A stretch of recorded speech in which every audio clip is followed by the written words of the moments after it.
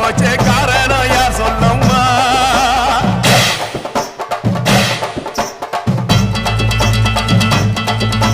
சட்டவோடு கையில் சத்தம் முழங்கிட தாயணி பொங்கிடம்மா சட்டவோடு கையில் சத்தம் முழங்கிட தாயணி பொங்கிடம்மா சூளக்காளியே அத்தா